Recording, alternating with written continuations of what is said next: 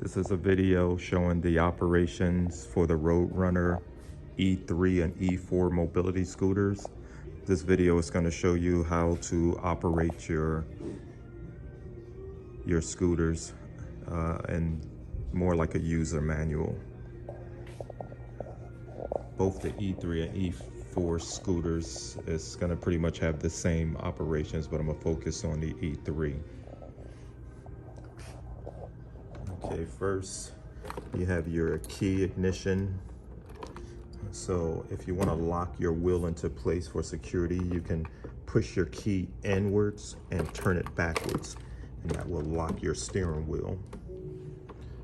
To turn on your scooter, just turn it forward, and that'll turn on your dashboard. Your dash is going to read in kilometers, not miles per hour. And you will also show your battery levels. And no, you cannot change your display to miles per hour. It's set to kilometers by the factory. All right, some of the basic operations is on your right side, you have your 1, 2, 3 gear levels. So 1 being going the slowest, 3 going the fastest. You have this red button will be your forward and reverse. When you put it in reverse, you hear that sound to alert that you're in reverse and alert anyone behind you that you're backing up.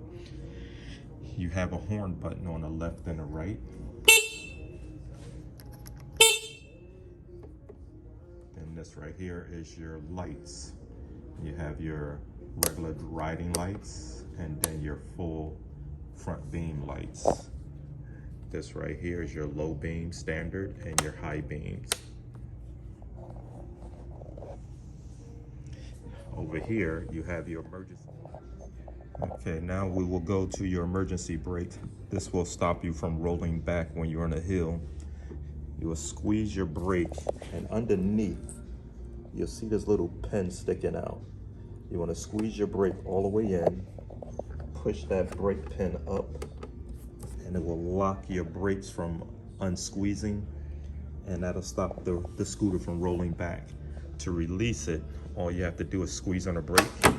That pin will pop out and your scooter will be able to roll again. The other features, if you have a water bottle holder there, and you have a pouch for storage right here. And going to your how to charge your scooter, right here, right under the front seat, you will see a little door right here. You lift that door up, that's where your charger will plug into. Right here is your seat adjustment. You pull this lever, pull that lever upwards, and you can slide this seat.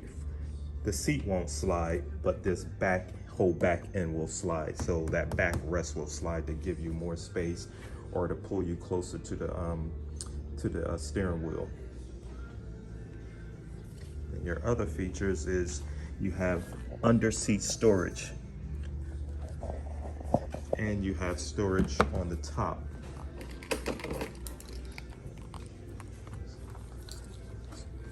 So you can access that storage with the main key. Open up, you'll see your charger. And this button right here, this is just your power button to shut the whole scooter off. You use this when you're not in use. Like say if you're gonna store the scooter for like a week or so and you don't want the battery to drain down from just sitting there, just open that and turn that power switch off, and that'll conserve battery life when not in use. But if you're using it on a regular basis, you don't need to turn that off. This right here is a smaller key, will open up your back trunk storage.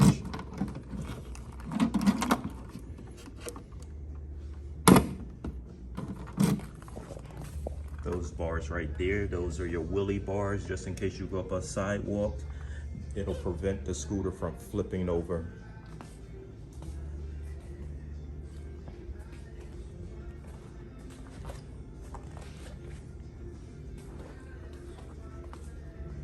The other features. I'm not sure if I showed the directional signals, which is pretty self-explanatory.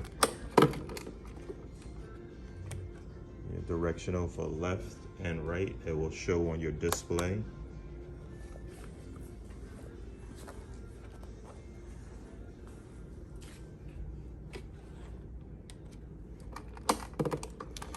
Now we'll focus on your key remote. As you see the icons on your key remote, you'll see from the top going down, the unlock button, the lock button, a panic button, and a lightning button. The lightning button is an auto start. So if you want to start your scooter without the key, just hit the unlock button. Then you would hit your lightning button 2 times, and that will turn your scooter on, and you can ride it without putting the key in the ignition. To turn that off, just hit the lock button, and that will shut that off. When you want to arm the alarm, just hitting the lock button will arm your scooter. So now the scooter is now armed, and the off button. When you first tamper with the scooter, it will give you a slight warning alarm. So that's your warning. Then when you go to hit it again after that, then it's going to go off all the way. Then now while it's going off all the way, you'll notice the scooter cannot roll anymore. It locks up the wheels where you can no longer roll the scooter. Turn off the alarm, just hit the unlock button. Now your scooter is back in the ready to ride mode. Then you also have a panic button. That's if you just want to hit the scooter, if you feel like you're in some kind of emergency and you want to get some attention, just hit the panic button, and that'll just chirp off. Also, it can be a Find My Scooter feature if you park somewhere and you're not sure. That concludes our operations for the E4 and E3 scooter.